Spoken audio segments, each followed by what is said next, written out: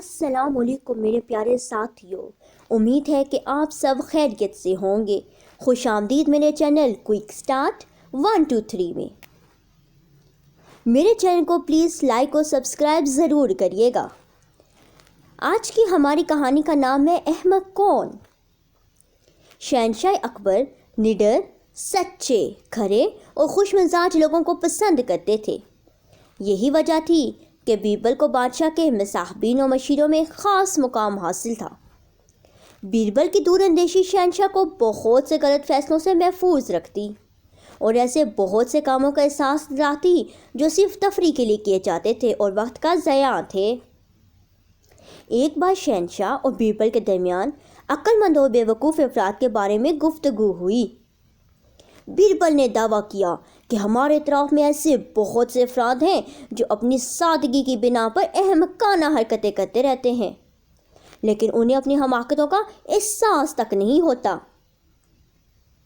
چونکہ اکبر کو بیربل کی اس بات سے اتفاق نہیں تھا، چنانچہ انہوں نے بیربل سے کہا کہ وہ اگلے دن دوپہر تک شہر کے اطراف سے 8 احمقوں کو جمع کر کے دربار میں پیش کریں۔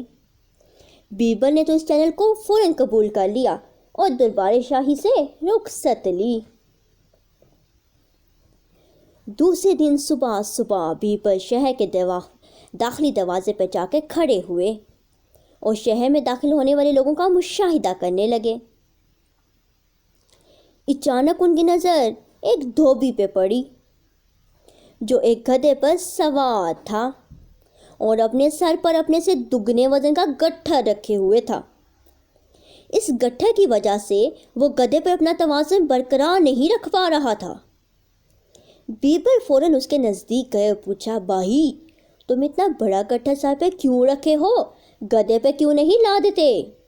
دھوبی نے جواب دیا، حضور میرا گدھا بہت کمزور اور لاغر ہے، میں تو اس کو بھی اپنے کندھے پہ لادنے والا تھا، لیکن یہ بات میرے گدھے کو پسند نہیں آئی۔ میں نے یہ سوچ کر گدھے کا بوجھ بانٹا اور گٹھا سر پر ہی اٹھا لیا۔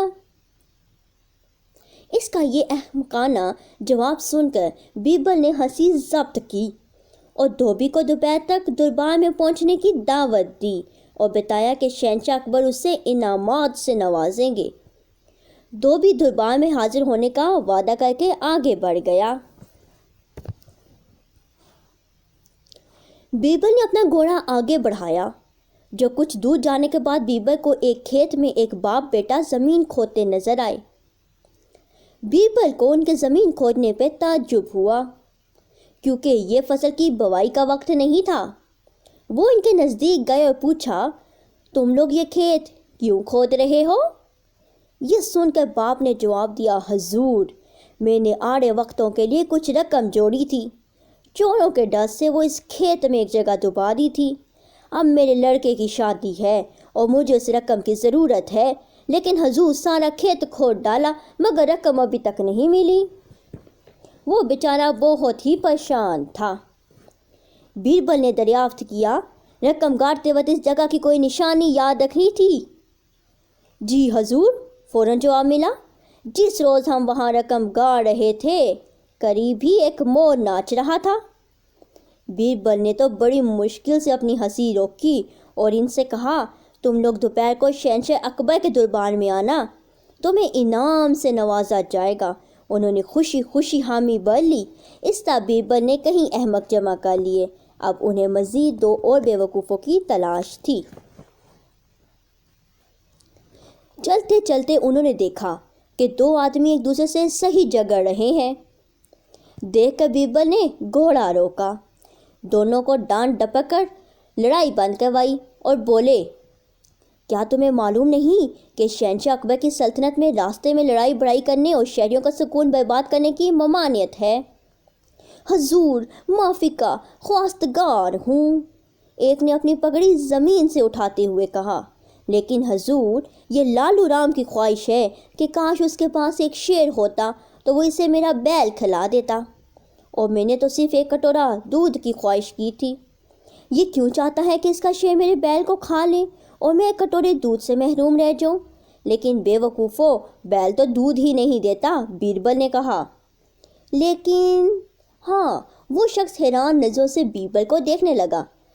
قبل اس کے کہ بیبل کچھ کہتا دوسرا شخص جلدی سے بولا، کیا میرا شیر سچ مچ اس کے بیل کو کھا گیا؟ میں نے تو شیر کی خواہش اس لیے کی تھی کہ شیر بیل کی نسبت ہمیں جلدی گاؤں تک پہنچا دیتا۔ بیربل نے پہلے آدمی سے پوچھا، اور تم نے بیل کی خواہش اس لیے کی تھی کہ تم اسے دور دھو کر ایک کٹورا دودھ پی سکو؟ پہلے آدمی نے اس بات میں سر ہلایا اور افسردگی سے بولا، اور اب دیکھیے کہ میں پیاسا ہوں، میرے کپڑے پھٹ گئے اور گد آلود ہو گئے۔ بیربل نے کوشش کی کہ وہ زور سے ہنسے، مگر نہ چاہتے ہوئے بھی ہنسی روک لی۔ انہوں نے دونوں کو چند سکے دیے کہ جا کر دودھ پی لیں، اور تاکید کی کہ دوپہر کو دربار میں ضرور آئیں تاکہ انہیں انعام مل سکے۔ ان دونوں نے خامی بھر لی۔ اب بیربل آگے گیا اور اس کو آخری احمق کی تلاش تھی۔ اچانک ان کی نظر ایک آدمی پہ پڑی جو پانی کے جوہر میں گرا ہوا تھا۔ اس کے ہاتھ ایک خاص انداز میں پھیلے ہوئے تھے اور وہ جوہر میں پڑا پاؤں مار رہا تھا اور مدد کو پکار رہا تھا۔ بیربل جلدی سے گھوڑے سے اترے اور کھینچ کر اس آدمی کو باہر نکالا اور پوچھا کہ اسے کیا تکلیف ہے، کیا اسے حکیم کی ضرورت ہے؟ اس شخص نے بیربل کا شکریہ ادا کیا اور کہا، میں ایک بڑئی ہوں، کچھ دنوں سے کافی بیکار تھا۔ آج ایک دکاندار نے مجھے اپنی دکان کے لیے تاک بنانے کو کہا تھا۔ اس تاک کی چوڑائی میرے پھیلے ہوئے ہاتھ جتنی تھی۔ میں جلدی اپنی دکان پہ جا رہا تھا کہ جوہر میں گر گیا۔ میں اپنے ہاتھوں کا استعمال اس لیے نہیں کر سکا کہ ان میں تاک کا ناپ ہے۔ ہاتھ ہل جاتا تو میں تاک کیسے بناتا؟ آپ کا شکریہ۔ یہ کہہ کے وہ اپنے پھیلے ہوئے بازو کے ساتھ آگے بڑھ گیا۔ بیربل اس کے پیچھے دوڑے۔ سنو، دوپہر کو بادشاہ کے دربار میں آ جانا، بادشاہ سلامت تمہیں بہت سا انعام دیں گے۔ اس شخص نے اسی انداز میں چلتے ہوئے کہا، اچھا حضور، میں ضرور آؤں گا، آپ کا بہت بہت شکریہ۔ دوپہر کو بیربل احمقوں کو گروہ کے ساتھ مقررہ وقت پہ دربار میں جا کر حاضر ہوئے۔ شہنشاہ اور درباریوں نے ہر بے وقوف کی کہانی سنی۔ بے وقوفوں کے قصوں سے دربار کہکوں سے گونجتا رہا اور لوگ ہنسی سے لوٹ پوٹ ہوتے رہے۔ اس دوران انعام میں دیے گئے سکے کھنکتے رہے، یہاں تک کہ سارے احمق انعامات سمیت کر یہ سمجھے بغیر رخصت ہوئے کہ انہیں یہ انعام کیوں دیا گیا ہے۔ سب کے جانے کے بعد شہنشاہ اکبر بیربل سے مخاطب ہوئے، بیربل، میں تمہیں انعام نہیں دوں گا کیونکہ تم اپنی اس مہم میں ناکام ہو گئے ہو۔ جہاں پناہ ناکام؟ بیربل تعجب سے بولے۔ ہاں، ناکام، شہنشاہ نے جواب دیا۔ میں نے تمہیں حکم دیا تھا کہ 8 احمقوں کو حاضر کیا جائے، لیکن تم صرف 6 بے وقوفوں کو لا سکے۔ بیربل کو رنج بجا لائے۔ لوگوں نے دیکھا کہ بیربل کی آنکھوں میں شرارت بڑی مسکراہٹ ہے۔ جہاں پناہ گستاخی معاف، لیکن 7واں بے وقوف میں ہوں جس نے صبح سے دوپہر تک کے قیمتی لمحات ایک بے مقصد کام میں ضائع کر دیے۔ اب اس سے زیادہ میں کیا کہہ سکتا ہوں؟ اور 8واں بے وقوف تو آپ سمجھ جائیے۔ بیربل کی اس گفتگو سے دربار میں کچھ دیر کے لیے سناٹا چھا گیا اور شہنشاہ بھی خاموش رہے۔ اچانک شہنشاہ اکبر کے کہکوں سے سارا دربار گونج اٹھا۔ امید کرتی ہوں کہ آپ کو میری کہانی ضرور پسند آئی ہوگی، تو please like and subscribe this channel and also share this, okay? Thank you, خدا حافظ۔